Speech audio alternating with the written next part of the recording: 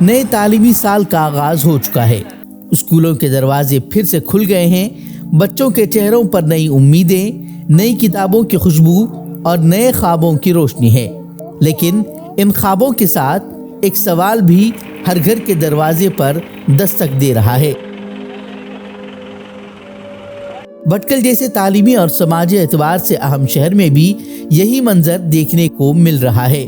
یہاں کے ملی ادارے، اسکول اور تعلیمی مراکز برسوں سے قوم کے بچوں کی تعلیم و تربیت میں اہم کردار ادا کر رہے ہیں۔ انجمن کے اصل مقصد، ہمارے اسلاف نے جس مقصد کے تحت اس کو تعلیم کیا تھا، بہت ہی اہم مقصد یہ تھا، ایجوکیشن فار آل، تعلیم ہر کسی کو، کوئی بھی ہمارے بھٹکل اور اطراف میں علم سے ناآشنا نہ رہے۔ تقریباً 106-107 سال کا عرصہ ہو گیا، اسی کے اوپر چلتے ہوئے ہم نے دن دگنی رات چوگنی ترقی حاصل کی ہے، اور اس میں ہمیں طلباء کی فیس سے زیادہ ہماری قوم کے جو افراد ہیں، جو برسر روزگار ہیں، انڈیا میں بھی ہوں یا گلف میں بھی ہوں، ان کا بہت ہی تعاون رہا ہے، اور انہی کے تعاون کی وجہ سے یہاں انجمن کے جو اخراجات جو ہیں پورے ہو رہے ہیں ماشاءاللہ۔ اور ہمارے پاس جہاں تک تعلیم کا سوال ہے، آج کل کے زمانے میں انٹرنیٹ کا زمانہ ہے، AI کا زمانہ ہے، دنیا بہت آگے بڑھ چکی ہے۔ اس حساب سے ہمارے یہاں معیاری تعلیم، معیاری اسکولز بھی بنائے گئے ہیں، اور اس کے متبادل دوسرے بھی اسکولز ہیں جہاں پہ ہمیں ضروری تعلیم جو ہے، جو پرائمری ہے یا ہائی اسکولز ہیں، ان میں بہت ساری سہولیات مہیا کر رہے ہیں ہم لوگ۔ اور زیادہ کر کے آج کل کے بھٹکل کا جو ماحول ہے، اس میں گرمی زیادہ ہوتی ہے، چھوٹے چھوٹے بچے ہوتے ہیں، ان کے لیے AC کے رومز بنائے جا رہے ہیں، لیبارٹریز کو اپڈیٹ کیا جا رہا ہے، لائبریریز کو اپڈیٹ کیا جا رہا ہے، اور جتنی بھی معیاری چیزیں ہیں زمانے کی جدت کے حساب سے، اس سے انجمن کو لیس کیا جا رہا ہے۔ یہاں کئی ایک ایسے اسکول ہیں جہاں علم کے ساتھ کردار سازی ہوتی ہے، جہاں دینی واصلی تعلیم کا حسین امتزاج ہے، اور ایک ایسا ماحول بھی ہے جہاں بچوں کو مستقبل کے چیلنجز کے لیے تیار کیا جاتا ہے۔ ہمارا یہ تعلیمی ادارہ مولانا ابوالحسن علی ندوی اسلامک اکیڈمی کے زیر اہتمام چلتا ہے۔ پہلے دن سے ہمارے یہاں الحمدللہ مخلوط تعلیم نہیں ہے، KG سے ہی بوائز اور گرلز کے الگ الگ کلاسز ہیں۔ روزانہ کے 8 گھنٹوں میں 2 گھنٹے دینی تعلیم کے لیے مختص ہے۔ 3-4 سال سے ہمارے یہاں اسکولی تعلیم کے ساتھ حفظ کا نظام شروع ہوا ہے، اور اللہ کا شکر ہے صرف گزشتہ سال ہمارے یہاں 14 بچے الحمدللہ حافظ بنے۔ ہم نے کوشش کی ہے کہ ہر وہ چیز جو جائز حد تک اس کی شریعت کے اندر گنجائش ہے اس کو اپنایا جائے، لیکن جس کی شریعت کے اندر گنجائش نہیں ہے ہم اس کو انشاءاللہ اپنانے سے باز رہیں گے۔ تاہم نئے تعلیمی سال کے آغاز کے ساتھ ان اداروں کو بھی بڑھتے ہوئے تعلیمی اخراجات، انتظامی ضروریات اور معیار تعلیم کو برقرار رکھنے جیسے چیلنجز کا سامنا ہے۔ یہاں پر ہم لوگ جو فیس لیتے ہیں بڑی معقول فیس لیتے ہیں، اور تاکہ ہم اپنے اساتذہ کو، پڑھانے والوں کو بہتر سے بہتر سیلریز دے سکے۔ اگر ہم صحیح سیلری نہیں دیتے، پڑھانے والے بھی آگے نہیں آتے ہیں، اور اس طرح ہمارے لیے بڑا مشکل ہو جاتا ہے کہ عورتوں اور مردوں کو الگ کرنا اور ان کو صحیح سے تعلیم دینا۔ لاسٹ ایئر ہمارے لیے بڑا مشکل ہوا تھا، یہ فیس کہیں پر بھی نہیں لگتی ہے، ہمیں یوں کہوں میں اتنے پریشان ہو گئے تھے کہ اس کے سیلریز کس طرح پیڈ کیا جائے، اور اس کے سامنے ہمارے پاس سامنے بڑے بڑے چیلنجز آتے ہیں۔ سال ہونے سے پہلے یہ جو آنے والے پیسے ختم ہو جاتے ہیں۔ ایک افواہ کمیونٹی کے اندر ہماری یہ ہے کہ عصری اسکولز میں فیس زیادہ لی جاتی ہے۔ یہ کمرشل ادارہ نہیں ہے، یہ ملت کی خدمت اور قوم کی خدمت کے لیے ادارہ اٹھا ہے۔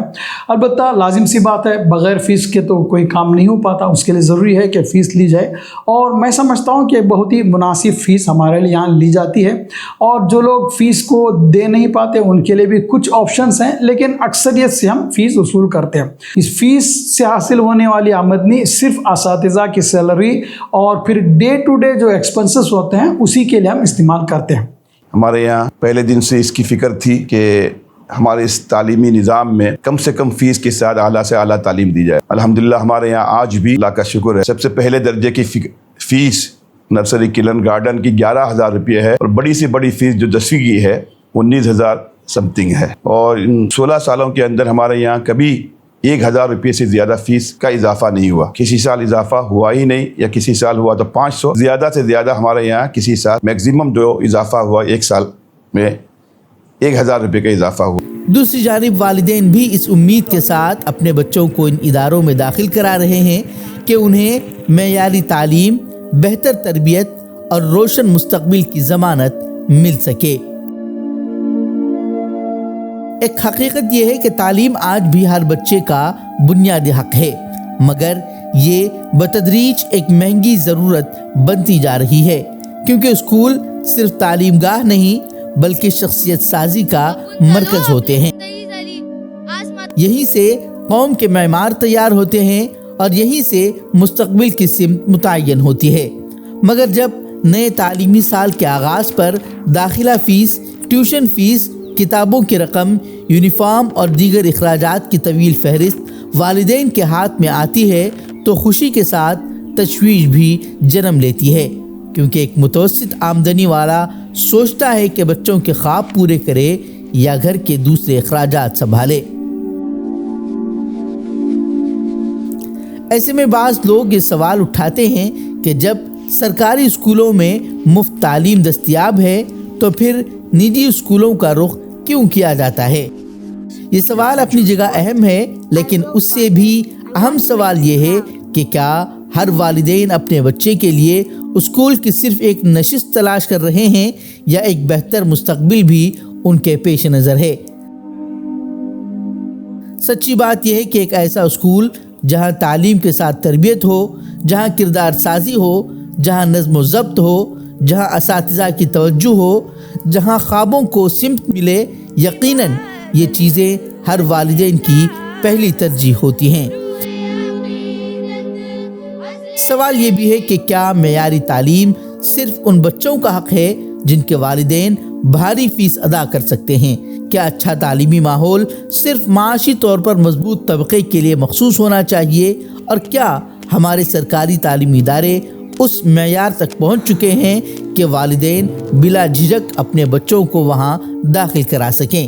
حقیقت یہ ہے کہ مسئلہ سرکاری اور نجی اسکولوں کا نہیں بلکہ معیاری تعلیم تک مساوی رسائی کا ہے۔ ایک ایسا اسکول جہاں تعلیم معیار ہو اور تربیت پہچان ہو، جہاں علم کے ساتھ اخلاق بھی سکھائے جائیں، جہاں بچوں کو صرف امتحانات کے لیے نہیں بلکہ زندگی کے لیے تیار کیا جائے، وہ اسکول ہر معاشرے کی ضرورت ہے۔ ہمارے یہاں کی فیس معقول ہوتی ہے، اس لیے سرپرستوں کو اس پر جو ہے بوجھ نہیں ہوتا، جس کی وجہ سے اکثر جو ہے معتدل طبقہ یہاں پر داخلہ لیتا ہے، اور جو ہے سواری کا بھی انتظام ہے، گھر گھر جو ہے بچوں کو جو ہے لے کر جو اسکول میں ٹرانسپورٹ کی سہولیات دی جاتی ہے۔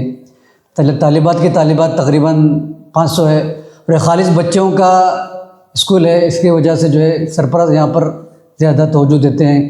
تعلیم پر خرچ ہونے والی رقم کو محض اخراجات نہیں کہا جا سکتا، کیونکہ یہی سرمایہ کل بہترین علماء، اچھے ڈاکٹرز، ماہر انجینئرز، قابل اساتذہ، ذہین سائنسدان، بے باک صحافی اور بااثر قائدین کی صورت میں قوم کو واپس ملتا ہے۔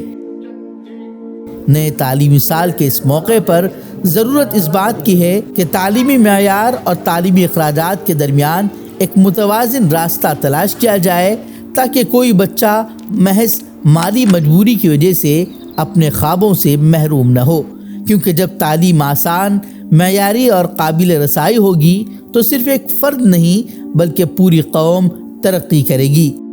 اور آخر میں ایک سوال ہم سب سے ہے کہ کیا ہم اپنے بچوں کو صرف اسکول بھیج رہے ہیں یا ایک بہتر مستقبل کی بنیاد رکھ رہے ہیں؟ اس کا جواب تلاش کرنا قوم کی اجتماعی ذمہ داری ہے۔ بیورو رپورٹ، فکر و خبر نیوز، بھٹکل۔